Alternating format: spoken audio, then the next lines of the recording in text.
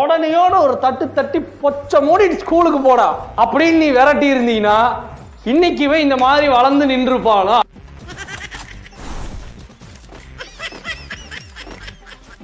புல்லாங்குழல கையில் தந்தாலே போடா அவனு சொல்லிட்டு போயிட்டான்.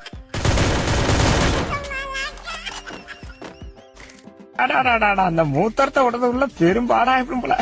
எப்பா